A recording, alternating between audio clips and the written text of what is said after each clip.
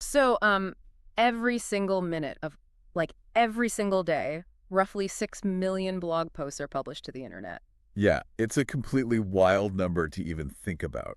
Right. I mean, if you tried to read just today's daily output of written content, and assuming you didn't sleep, didn't eat, and, read at a really above average It speed, never finish. you would literally die of old age before you finished even 1% of it. Exactly. So when you spend days polishing your prose, perfecting your formatting, and conducting exhaustive research, only to hit publish and hear absolutely nothing but crickets, Oh, that awful silence. it's crushing. But it's not because your writing is bad. It's because, well, you brought a water pistol to a flood. That is the brutal mathematical reality of the attention economy right there. Yeah. We hear the phrase content is king repeated so often, it's just lost all meaning. Totally. Yes, content is the currency, but we are in a state of hyperinflation. Right. The value of each piece is just plummeting. Exactly. The sheer volume of information being pushed into the digital ecosystem creates this relentless, rushing stream. A fire hose. Right. You put a highly valuable, well-crafted piece of work out there, and the ecosystem just swallows it whole without so much as a ripple. Okay, let's unpack this, because that is exactly what we are tackling in this deep dive. The mission today is to look at the invisible machinery operating beneath the surface of the internet. The stuff no one sees. Right. We are going to examine the actual mechanical reasons why your blog posts are effectively invisible on social media right now. Yeah. But more importantly, we're going to map out how you can use a mix of data-driven strategies and AI tools to actually pierce through that noise. And it's so crucial that we approach this not as a creative failure, but as an engineering problem. Oh, I like that distinction. Yeah, you really have to separate your identity as a writer from your identity as a distributor. Because it hurts, right? It does. A lot of creators feel this profound sense of heartbreak when a post slatlines. They think, oh, my ideas just aren't good enough. I've definitely felt that. Everyone has. But the digital landscape doesn't judge ideas. It judges signals. Right, it's a physics problem. Like, publishing a brilliant blog post without a rigorous distribution strategy it's like dropping a masterpiece painting into a black hole. That's a great analogy. It genuinely does not matter how beautiful the brushstrokes are or how groundbreaking the subject matter is. If the physics of the environment dictate that no light can escape, no one will ever see it. No one. The blog post is the painting. Social media is the black hole. You have to understand the gravity you're dealing with if you want to escape it. And to escape that gravity, we have to start by looking at the forces generating it. We really need to dissect the social media algorithms. Let's get into that because, and I think you'll agree, the algorithm is usually talked about like it's this sentient, malicious boogeyman. Oh, absolutely. Like, it's sitting in a server farm in Silicon Valley, specifically designed to ruin the lives of independent writers. Right, which is just a fundamental misunderstanding of what these systems are built to do. So what are they built to do? Well, algorithms are curation tools, full stop. Okay. Their primary directive is to organize an impossible amount of data. I mean, think about how many people, brands, meme accounts, and news outlets the average user follows. Thousands, probably. Exactly. If you had a purely chronological feed, which, everyone always nostalgically claims they want, the user experience would just collapse instantly. Because it would just be that fire hose we talked about. Right. Like, if you follow 2,000 entities and they all post once a day, a chronological feed means every time you refresh, you're just seeing whatever 50 people happen to hit send in the last 3 seconds. It would be an unreadable blur. Yeah, you'd never see what you actually want. You wouldn't see the post from your best friend, or the deep dive article from your favorite niche journalist. You'd just see the highest volume posters dominating the feed constantly. So the platforms have to filter it. They're forced to. They have to build personalized feeds that prioritize content based on probability. Probability of what? The algorithm is constantly calculating what is the mathematical probability that user A will interact with post B. Oh, interesting. Because their entire business model relies on keeping you on the platform for as long as possible so they can serve you ads. Right. Time is money for them. Exactly. And they only achieve that by showing you content that physically halts your scrolling. Okay, so if the algorithm is essentially this, hyper-aggressive personal shopper trying to hand me exactly what I want, Yeah. how does it evaluate my blog post? Because here is where, and I know a lot of our listeners get incredibly I frustrated. hear this all the time. If my post is objectively good, like if I have a compelling narrative, airtight research, and perfect grammar, why doesn't the algorithm recognize that quality and push it out? Yeah. Shouldn't the cream rise to the top? I have to be really blunt here. Code cannot read poetry. Wow. Okay. An algorithm has absolutely no capacity to appreciate a brilliant metaphor or a witty turn of phrase or the depth of your research. It just can't measure literary quality. It doesn't care. It doesn't. What it measures are data signals. Meaning human reactions. Precisely. Yeah. You have to think of the algorithm less as an art critic and more as a high-frequency day trader. A day trader. Okay, explain that. It has zero loyalty to your art. When you hit publish, the algorithm buys a tiny bit of stock in your post by showing it to a very small, highly targeted test group of users. Like a focus group. Exactly. Maybe 50 people who are online right now and have engaged with your stuff before. So it's running a micro-experiment on them. Yes. And it watches that test group like a hawk. If those 50 users return a dividend, meaning they stop scrolling, they click the link, they read, they hit like, or they comment, The stock goes up. the algorithm aggressively buys more of your stock.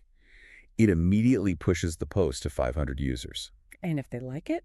If that group engages, it pushes it to 5,000 and eventually out to the Explore page or the wider algorithmic feed. Okay, but what if it goes the other way? Well, if that initial test group of 50 users just scrolls right past it, the day trader dumps the stock immediately. Ouch. Your post is dead in the water. So it's prioritizing engagement, relevance, and timing. Yes, those are the three pillars. If a beautifully written post gets 0 initial clicks, the machine just assumes it's garbage. Pretty much. But conversely, if a poorly written, highly controversial rage bait post gets 100 angry comments in 10 minutes, the machine sees high engagement and just throws gasoline on the fire. Which is exactly why we see so much low-quality content go viral. It's so frustrating. It is. But the machine rewards meaningful interactions, yes. But it also rewards strong, visceral reactions. Because friction generates heat, and heat is a measurable data signal. Right. Now, I'm not saying you should write rage bait, No, definitely not. but you have to understand that you are feeding a machine that runs on the fuel of human interaction. And to complicate this even more, the rules of this day trading floor change constantly, right? Algorithms evolve. They have to. As soon as marketers figure out exactly how an algorithm works, they gamify it. They spam it, Well, humans ruin everything. pretty much. So the platforms update their systems to combat the spam or to prioritize a new business objective. Like what? Like when a platform suddenly alters its entire code base to prioritize short-form video Yeah. just because a competitor app is stealing their market share. Right. We've definitely seen that happen recently. Oh, everywhere. Yeah. So you cannot rely on the strategy that worked for you in 2023. You can't even rely on what worked last quarter. Exactly. You have to be adaptive. But what's fascinating here is, despite all this desperate attempt to please a cold, unfeeling robot, there's a paradox at the center of it. What's the paradox? The best way to beat the robot is to be aggressively human. Really? How so? It's the ultimate irony of the digital age. Because the algorithm is starved for signals of authentic engagement, it disproportionately rewards genuine community interaction. Oh, I see. When you write a post that asks a genuine question, when you spend an hour in the trenches replying to comments, when you foster a debate in your replies, you are giving the machine exactly what it wants. Right, because people are staying on the page. Exactly. By acting more human, you make your content irresistible to the code. Okay, so we understand the bouncer at the door now. We know the high-frequency day trader wants immediate, visceral engagement from a test group. Yes. Let's move into the practical application. How do we actually engineer visibility? Good question. Like, how do we package the link to our blog post so that it physically stops the thumb from scrolling and forces that initial test group to actually click? We have to shift into a strictly data-driven mindset. Okay. You have to abandon the gut feeling approach to posting. No more guessing. No more guessing. The anatomy of a perfect post requires looking at historical data to see what formats reduce cognitive friction the fastest. Cognitive friction. Yes, and the most critical element of that universally is visual storytelling. Let's drill down into that because everyone says, use good pictures. Right. But what does that actually mean mechanically? I mean, if my blog post is the meal, the visual is the storefront. That's a perfect way to look at it. I can have a Michelin star steak inside, but if the restaurant exterior looks like an abandoned warehouse, no one is opening the door. And saying use good pictures is terrible advice because it's vague. Very vague.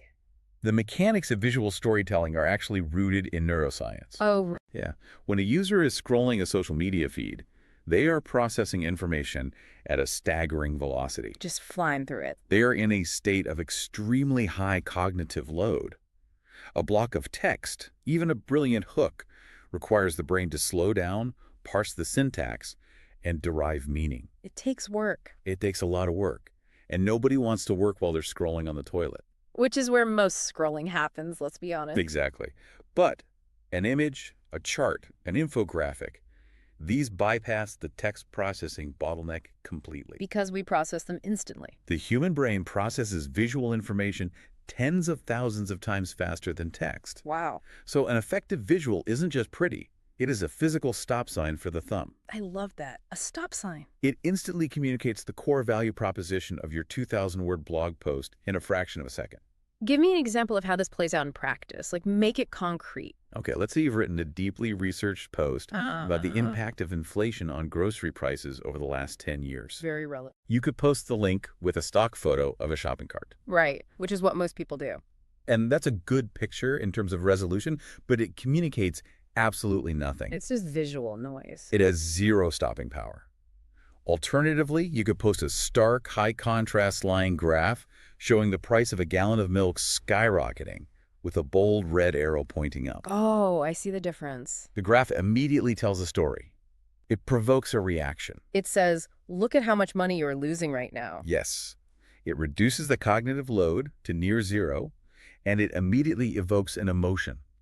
Frustration, shock, curiosity. And emotion drives action. Emotion is what drives the physical action of clicking the link.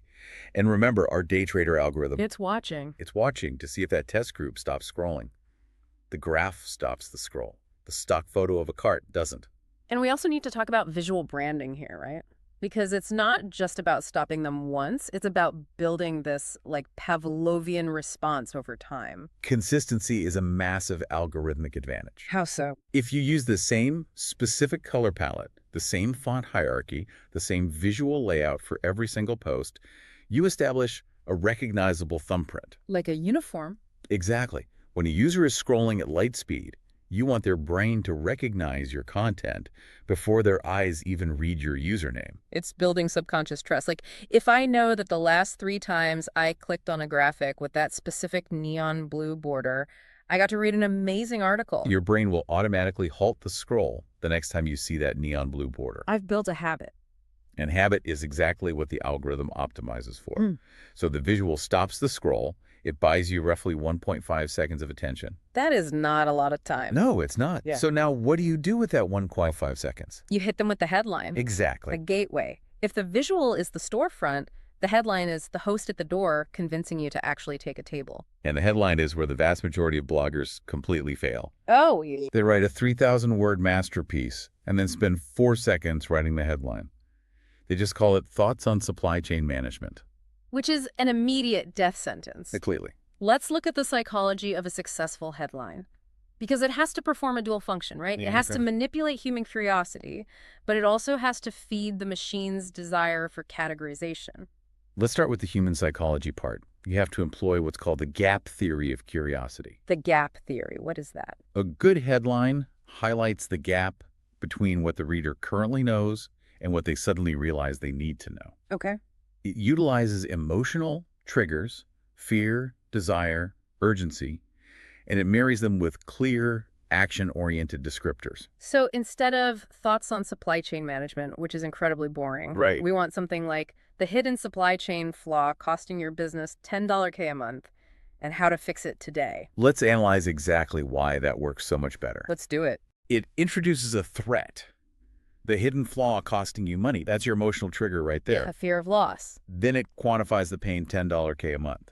It makes it real. And then it promises a solution. It promises a specific, actionable solution how to fix it today. It's irresistible if you're in that industry. Exactly. But equally importantly, let's look at it from the machine's perspective. The search engine optimization side, the SEO. Right. The headline contains exact match keywords, supply chain, business, costing.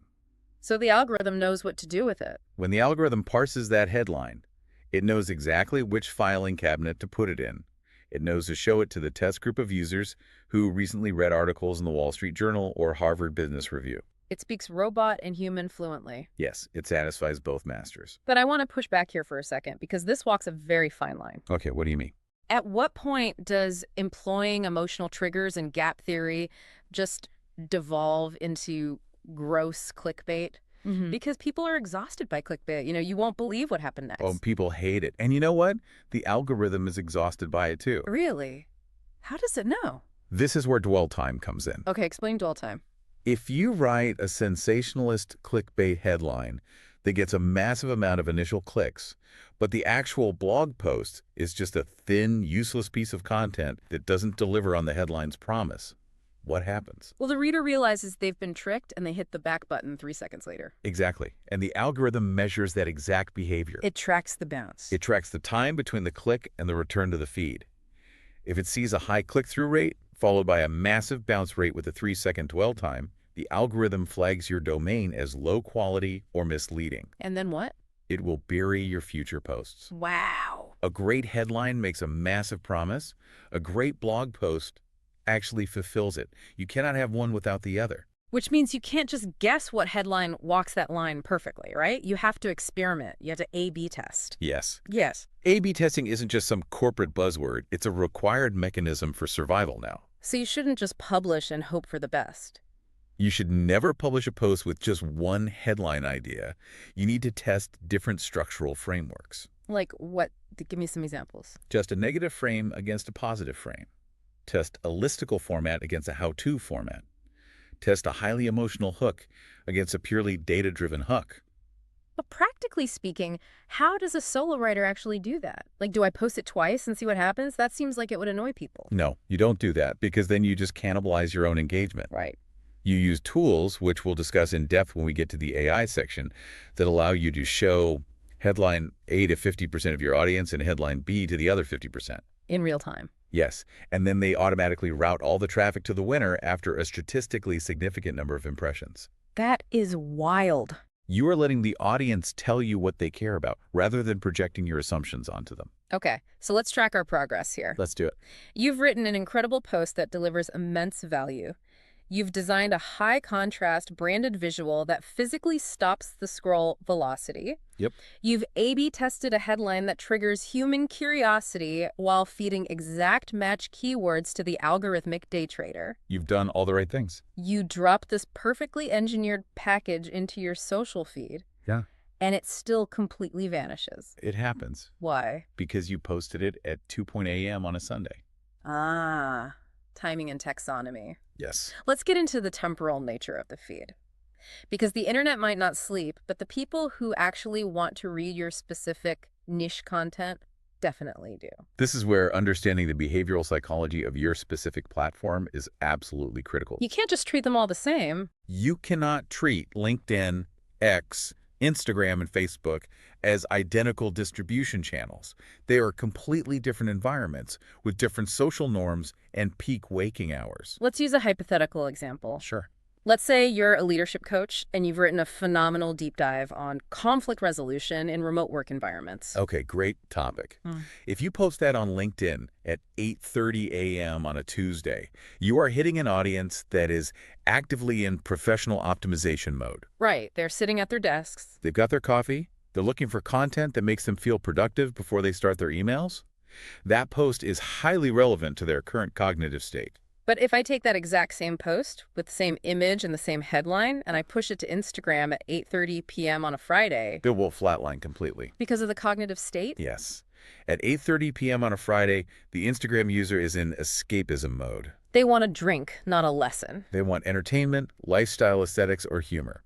They absolutely do not want to think about conflict resolution with the remote HR manager. Right. The algorithm will test your post with 50 users.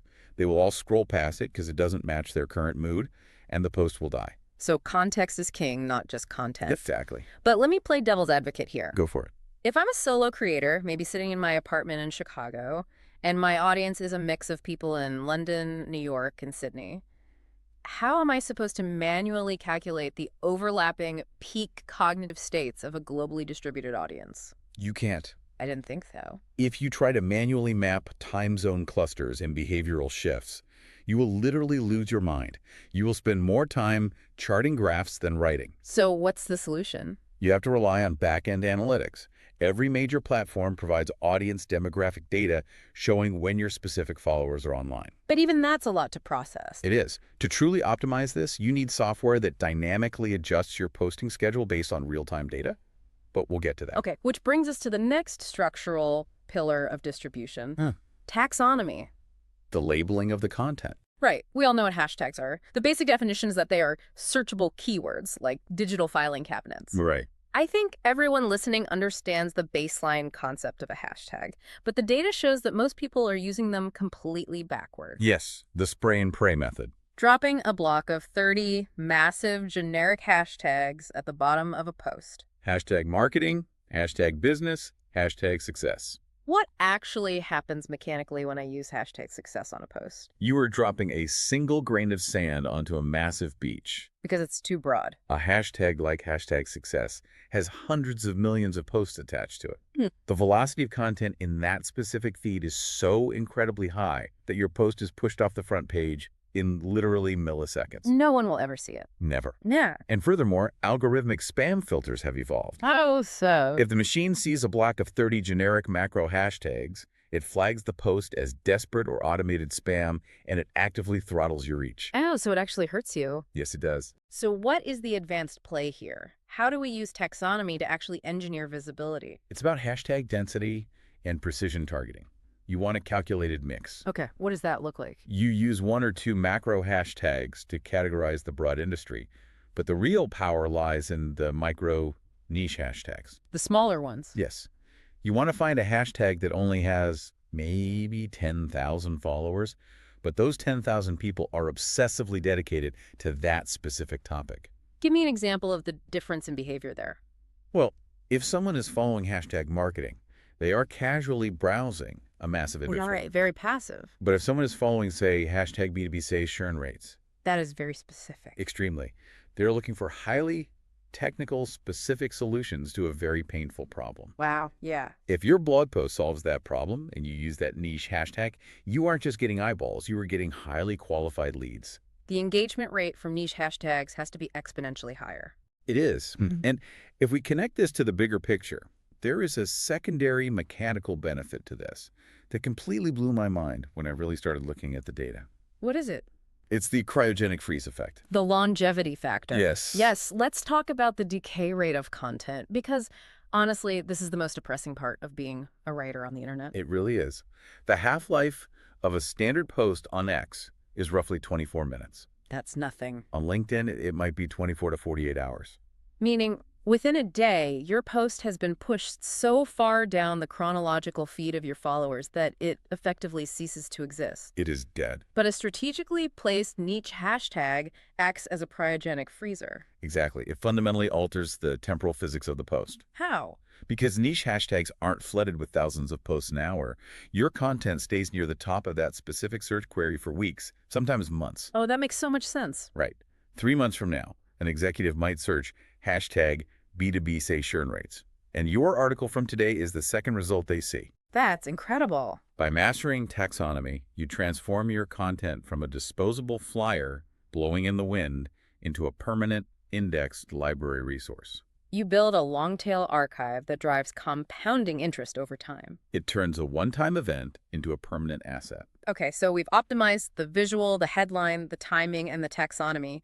We have built the perfect trap. The perfect trap. But social media isn't just a trap, it's a cocktail party. Right. It's ultimately about human beings. We have to look at how real people are interacting with this perfectly engineered content to figure out if our strategy is actually working. We need to talk about metrics, community, and influencers. Yes.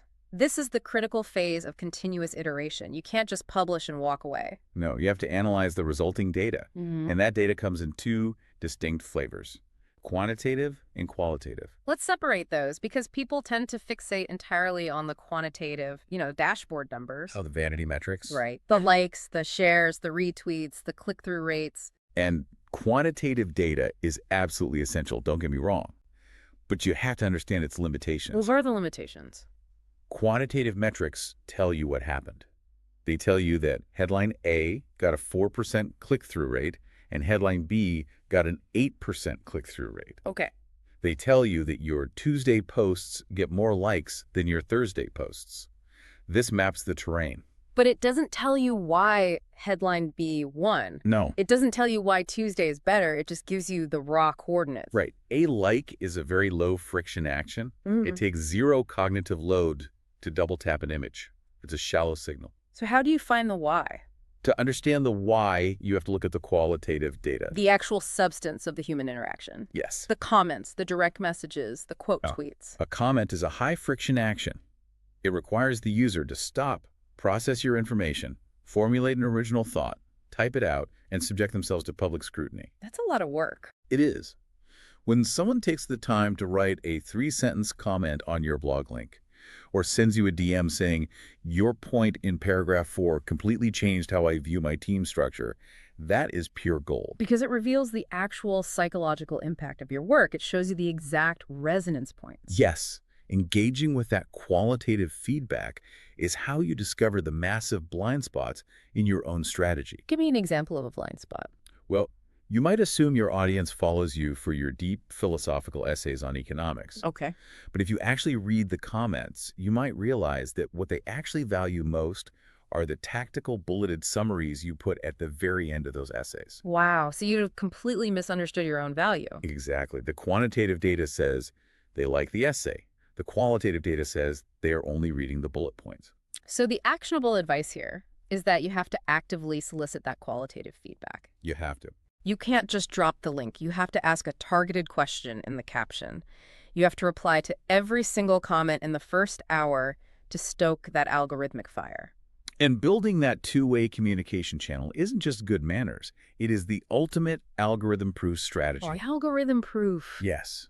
If you build a genuine community, a core group of true fans who feel seen and heard by you, they will actively seek out your content regardless of what the high-frequency day trader does with your reach on any given Tuesday. Community bypasses the feed entirely. It really does. Which brings us to a massive accelerant for community building, the strategic use of influencers. Right.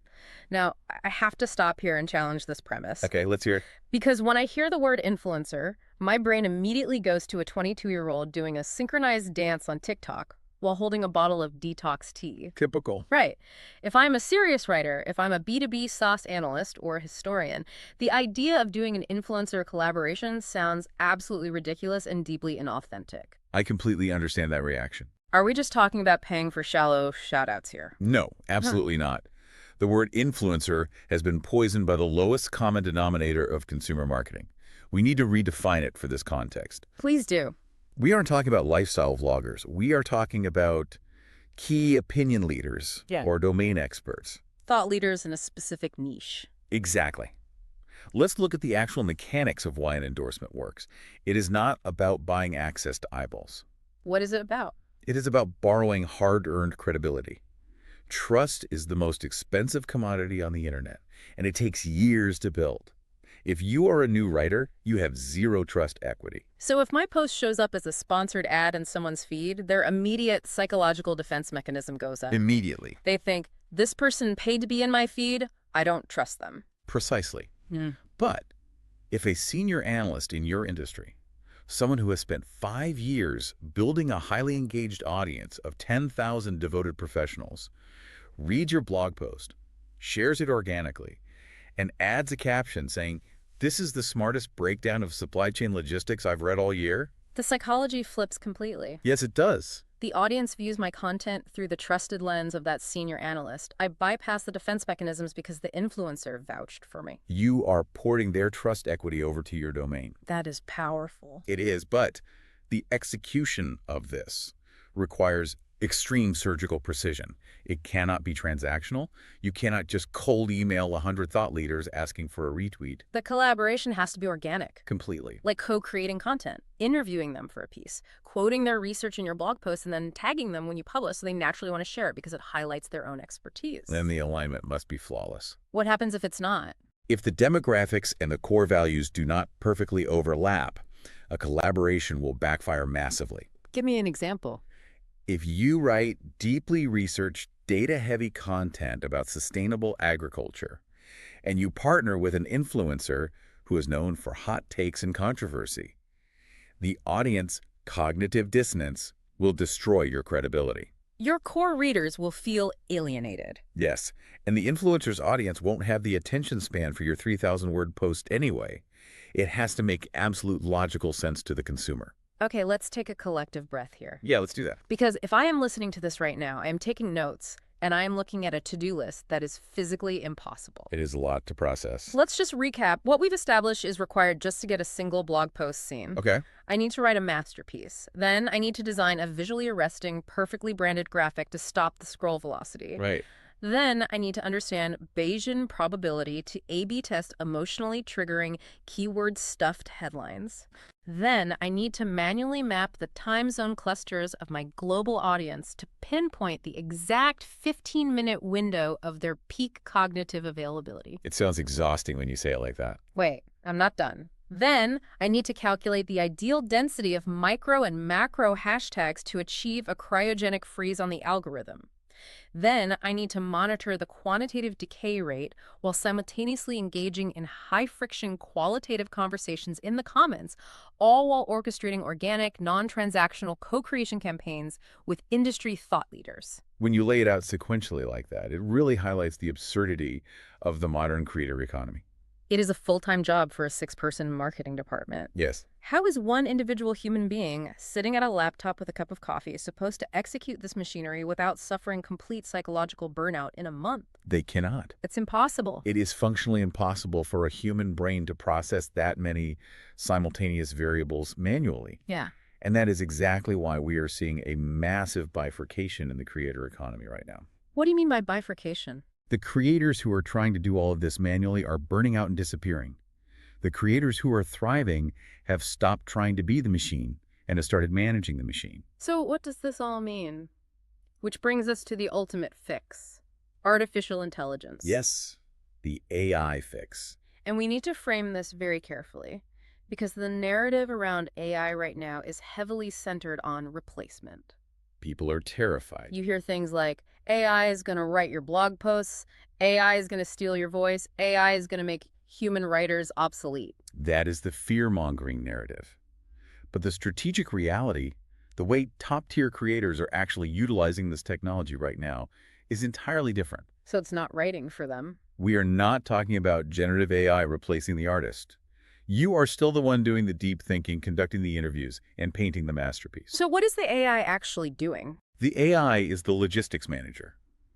It is the supply chain coordinator figuring out how to get your painting from your studio into the exact right gallery on the exact right night with the exact right lighting when the wealthiest art collectors are walking through the door. That is a brilliant way to phrase it. Let's break down the mechanics of how that actually works. Okay. Because earlier we talked about the impossibility of manually calculating peak posting times for a global audience. How does AI solve the timing problem? It solves it through massive scale and pattern recognition. A human can look at a spreadsheet of their last 20 posts and make a rough guess. Right. An AI tool uses natural language processing to ingest the actual semantic meaning of your new blog post. It then connects to platform APIs and cross-references your post against terabytes of historical engagement data. So it's not just looking at a clock. No, not at all. It maps the sentiment of your content, evaluates the active time zone clusters of your specific follower base, analyzes what those followers are currently engaging with in real time, and calculates a dynamic probability score. That sounds like science fiction. It says, based on 40 million data points, if you post this specific article about logistics to LinkedIn at 9:14 a.m. Eastern on Tuesday, you have an 87% probability of hitting a high engagement cluster. It sees the matrix in a way the human brain literally cannot. It completely removes the guesswork. Completely. And it automates the incredibly tedious back-end tasks. Things like keyword research. I mean, I used to spend hours digging through Google Keyword Planner trying to figure out what variations of supply chain people were actually searching for. Oh, that takes forever. Now, an AI assistant can scan your entire 3,000-word draft in 2 seconds. Extract the core themes and generate a list of the top 20 high-volume, low-competition keywords currently trending in your specific niche. 2 seconds. Yeah. It can even instantly suggest the optimal hashtag density, giving you the exact mix of macro and micro hashtags to trigger that cryogenic freeze effect we talked about earlier. And let's go back to the headlines for a second. We talked about how crucial it is to A/B test. Right. But writing 10 brilliant, psychologically optimized headlines is exhausting. The AI can generate 50 variations in 10 seconds. 50. It can write them optimizing for gap theory, optimizing for urgency, optimizing for specific emotional triggers. So what's my job then? You, the human editor, then review the list, curate the best 3, and feed them into an automated A/B testing tool. By offloading the logistical burden of the distribution machinery, you reclaim the mental bandwidth required to actually create. You stop being a data entry clerk and go back to being a writer. Exactly. But the most powerful application of AI isn't just in the pre-publishing phase, it's in the post-publishing phase. Okay, what do you mean? It's continuous assessment. Explain how that works. Well, we discussed how the algorithmic day trader is always changing the rules. Right. If you're operating manually, you might not notice that a specific format has stopped working until your traffic has been declining for 3 months. By then, the damage is done. You're just flying blind. But an AI-driven analytics dashboard is constantly monitoring the heartbeat of your content across all platforms simultaneously. Monitoring what exactly? It tracks the micro shifts in click-through rates, the variations in dwell time, the decay rate of your hashtags. Oh, wow. If a strategy stops working on a Wednesday, the AI alerts you on Thursday. It allows for immediate timely interventions. It's the difference between trying to sail a ship across the Atlantic by licking your finger and holding it up to the wind versus having a state-of-the-art GPS, sonar, and meteorological radar system on the bridge. That's a perfect analogy. You are still the captain. You still have to decide where the ship is going, but the technology ensures you don't steer directly into a hurricane you couldn't see coming. You are no longer reacting to the digital landscape. You are dynamically adapting to it in real time. Which is literally the only way to survive in an ecosystem that publishes 6 million competing pieces of content a day. Wow. Okay, let's synthesize this incredibly deep journey we've been on. It's been a ride. We started with that crushing, all too familiar feeling of digital silence, the void. But what we've uncovered today is that the invisibility of your work is not an indictment of your talent. Not at all. It is simply a mechanical failure in a complex ecosystem. The algorithmic day trader demands immediate, frictionless signals. Yes. By adopting a data-driven mindset, by engineering visual stopping power, by mathematically optimizing your headlines, by mastering the taxonomy of hashtags, by actively cultivating high-friction community dialogue, and most importantly, by delegating the impossibly complex logistics to artificial intelligence. You can fix it. You can completely rewrite the physics of your distribution. You can rescue your masterpiece from the black hole. It's a profound shift in agency. You stop being a victim of the algorithm and start becoming a master of the environment. I love that. But, as we close out this deep dive, I want to pose a theoretical question, a thought to mull over as you build your new distribution engine. Okay, let's hear it. We've established that AI is the ultimate tool for optimization, but we must look ahead. As more and more creators adopt these exact strategies, as everyone begins to rely on AI to perfectly engineer their visuals, to flawlessly A/B test their emotional headlines, and to perfectly calculate their hashtag density, we are going to enter an era where absolute optimization is no longer a competitive advantage. It will simply be the baseline. The entire digital landscape will eventually become saturated with perfectly polished AI-optimized content. An endless sea of perfection. Exactly. And when every single post in the feed is flawlessly engineered to trigger human psychology, what happens to the human brain? Oh, wow. I guess it adapts. It builds a tolerance. So the provocative question for you is this. What will be the next evolution of the algorithm? That's a good question. When the machine is drowning in perfectly optimized AI-assisted content, will it suddenly begin to search for the friction of human imperfection? Will the ultimate strategy for breaking through the noise eventually become a return to the unpolished, the raw, and the beautifully flawed? How will you maintain your deeply human essence when the machines have mastered the art of packaging it? That is an incredibly haunting and fascinating question to leave on. The rules of the game are continuously rewriting themselves, but understanding the underlying physics is the only way to stay on the board.